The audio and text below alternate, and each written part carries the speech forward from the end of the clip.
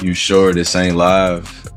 Because I'm tired of pretending LeBron isn't an evil man. What may be one of the most surprising NBA stories in years began when a clip from a live stream that was never supposed to reach the public suddenly surfaced online. Kyrie Irving had apparently finished the stream, believed the broadcast had completely ended, let his guard down, and started speaking as if no one else could hear him. Just moments later, he made a remark that immediately sparked massive reactions across the basketball world. That single comment grabbed everyone's attention, but it was only the beginning because what followed made the entire situation even more dramatic. Kyrie did not simply express frustration. He spoke about what he believed was happening behind the scenes during LeBron James' second stint with the Cleveland Cavaliers, touching on team dynamics, front office decisions, roster moves, and the much-discussed brotherhood that surrounded the franchise at the time. Before we get any further, make sure you subscribe because this story quickly takes several unexpected turns, and you will not want to miss what comes next. Everything many fans believed about the relationship between Kyrie and LeBron was suddenly called into question, leaving people eager to learn what really happened during that unforgettable era. As soon as the clip began spreading across social media, the NBA community exploded with reactions. Fans, analysts, and commentators flooded every platform, treating the leaked recording like one of the biggest talking points the league had seen in a long time. Circumstances or don't none of us get a pass tonight. Not just Kyrie. Because that question was crazy. When somebody asked me if LeBron was like a father figure to me, bro, that was crazy, bro. No kizzy. That was a crazy ass question. He's like a few years older than me. Anyone who closely followed the Cleveland Cavaliers in 2017 already knew there were signs of growing tension, especially after Kyrie Irving requested a trade that summer. Years later, his comments reignited conversations about what many fans had speculated for a long time, with some interpreting his remarks as criticism of the environment during LeBron James' second stint in Cleveland. As the discussion spread, people began revisiting old interviews, press conferences, and game footage, pointing to moments where Kyrie appeared frustrated, distant, or uncomfortable on the bench and in front of the cameras. Clips that had once gone largely unnoticed were suddenly being analyzed from a completely different perspective. Even previous discussions about LeBron serving as a mentor or father figure resurfaced, adding another layer to the ongoing debate surrounding their relationship. For many fans, the renewed attention changed the way they viewed that championship era, leading some to argue that Kyrie had always been far more than just a supporting player in someone else's story. His talent and impact had been evident long before the public conversations about his relationship with LeBron became a major topic. Supporters also pointed to the 2016 NBA Finals as proof of his importance, reminding everyone that Kyrie delivered one of the biggest shots in league history by knocking down the decisive three-pointer in Game 7 against the Golden State Warriors. That unforgettable basket played a crucial role in securing Cleveland's historic championship, and it remains one of the defining moments of both his career and one of the greatest finals ever played. It's not like Kyrie wasn't playing at the same level that Bron was playing at in that run. So Kyrie saved his ass because Bron sat his scary ass in the corner and said, "Here, Kyrie, I'ma go sit on the side. Here, Kyrie, do it for me." To understand why the reported tension became such a major story, you have to go back to where it all started in 2011, when Kyrie Irving first arrived in Cleveland. Long before LeBron James returned, before the championship run, and before the constant spotlight, Kyrie was viewed as the franchise's future. Fans embraced him, teammates respected him, and he was building his career on his own terms. At that stage, he was focused on developing his game rather than chasing headlines or becoming part of a superstar narrative. When the Cavaliers selected him with the first overall pick in the 2011 NBA draft after his impressive time at Duke, expectations were high, and he wasted no time proving he belonged. During his rookie season, Kyrie averaged 18.5 points, 5.4 assists, and 3.7 rebounds per game while shooting nearly 47% from the field and close to 40% from three-point range. Those numbers immediately established him as one of the league's brightest young talents, earning him the 2012 NBA Rookie of the Year award by receiving 117 of the 121 available first-place votes. His development continued over the following seasons as he consistently raised his level of play, averaging more than 20 points per game and becoming one of the NBA's premier young guards. By 2014, he had fully established himself as an all-star, and he capped that achievement by winning the All-Star Game MVP after an outstanding performance that included 31 points and 14 assists. Throughout those early years, Kyrie maintained a quiet and reserved personality, avoiding public controversy while allowing his performances to define his reputation. Reports from that period consistently described him as humble, private, and completely committed to improving his game. That mindset had been shaped long before he entered the NBA, with lessons from his father emphasizing hard work, discipline, and leadership rather than attention or publicity. To the Cavaliers organization, Kyrie was not simply another talented player. He represented the cornerstone of the franchise and the centerpiece of its long-term plans. He was never known for chasing fame, controlling narratives, or seeking the spotlight. Instead, he earned respect through his skill, dedication, and remarkable talent, giving Cleveland genuine hope for the future. By the time the 2014 season arrived, Kyrie had established himself as one of the league's rising stars through years of consistent effort and outstanding performances. The whole celebrity idea is eroding. The whole fame idea is eroding. That's sold to us, y'all. You got people out here that are human, that are acting every day of their life. They're not even real. I had no idea, man. I found out that Bron was coming back like the rest of you guys.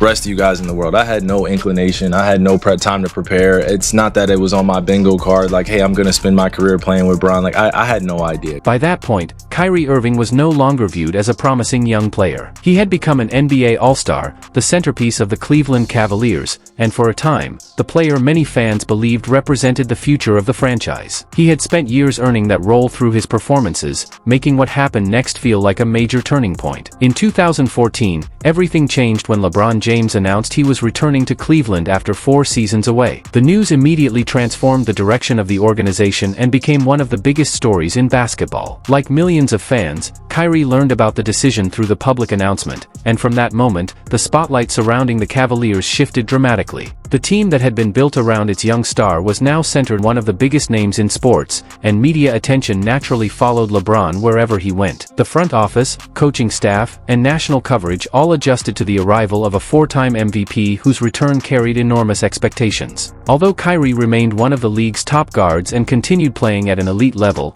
the public conversation increasingly focused on LeBron and the championship hopes attached to his return. The atmosphere around the organization also changed as the Cavaliers became one of the NBA's most closely watched teams, attracting greater media attention, celebrity interest, and constant public scrutiny. For a player like Kyrie, who had built a reputation as a quiet and private competitor, that environment represented a significant adjustment. Over the years, fans have revisited interviews, photographs, and memorable moments from that era, trying to better understand the relationship between the team's biggest stars. Many have offered different interpretations of those events, suggesting that some interactions now appear different with the benefit of hindsight. While opinions continue to vary, the renewed discussions have kept interest in that Cavaliers era alive and have fueled ongoing debate about the dynamics behind one of the most memorable teams of the decade. Every time you play with Bron, it's going to be a lot of media attention. It's going to be a lot of back and forth of narratives. It's going to be about a lot of spun narratives. It's going to be a lot of politics.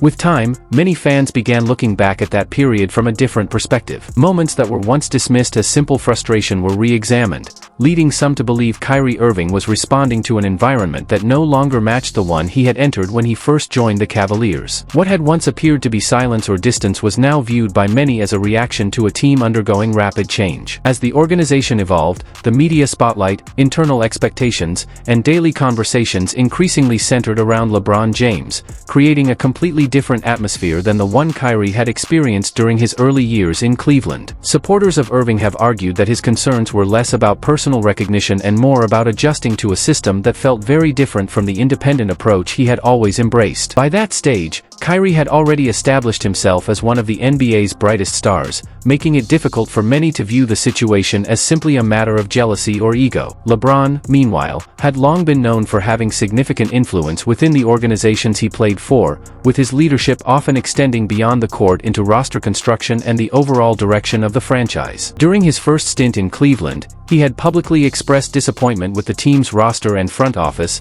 eventually leaving to pursue a championship elsewhere before returning in 2014. When he came back to the Cavaliers, his arrival immediately reshaped the franchise once again. His contract structure, which included shorter deals with player options, gave him considerable flexibility while also increasing pressure on the organization to remain competitive, leading many observers to believe the front office carefully considered his vision when making important roster decisions and planning the team's future. Who was responsible for the killing of Tupac Shakur?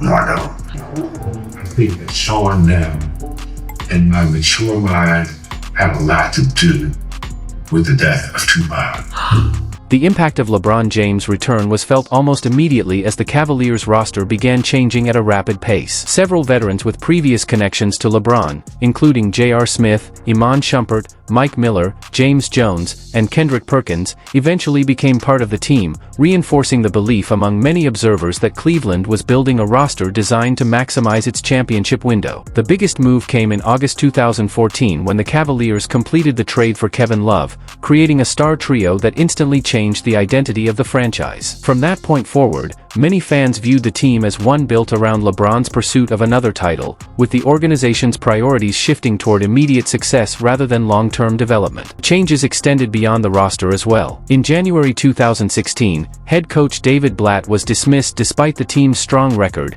and Tyronn Lue took over as head coach, a decision that sparked widespread discussion about leadership and influence within the organization. Similar conversations would continue throughout LeBron's later career as analysts debated the level of input he had on roster construction and major basketball decisions. For Kyrie Irving, many believe those changes contributed to a growing feeling that the environment no longer matched the style of player he wanted to be. Throughout his career, Kyrie has been known for his creativity, individual expression, and unique approach to the game, qualities that some fans felt were difficult to balance within a team built around championship urgency and established leadership. Although the partnership between LeBron and Kyrie produced unforgettable moments on the court, including Cleveland's historic 2016 championship, speculation about their relationship never completely disappeared. Looking back, many have argued that Kyrie's 2017 trade request reflected years of personal and professional differences rather than a sudden emotional decision. Public appearances often showed the two stars working together successfully, but discussions about locker room dynamics continued long after Kyrie left the team. Some former moments, including bench conversations and in-game interactions, have since been re-examined by fans who interpreted them in different ways. However, the full details of those private relationships remain known only to the people who were actually inside the organization,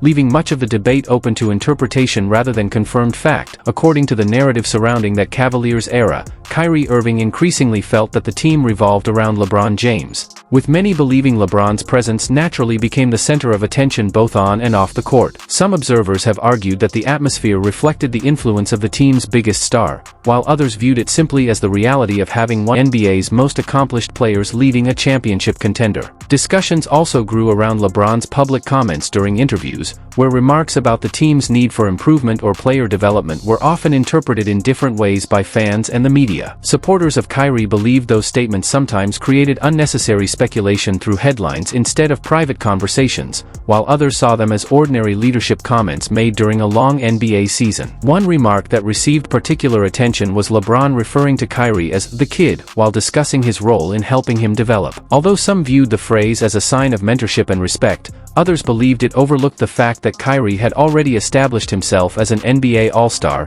an Olympic gold medalist, and a key contributor to Cleveland's championship success. The differing interpretations of those moments continue to fuel debate among basketball fans, highlighting how the same comments can be viewed very differently depending on individual perspective.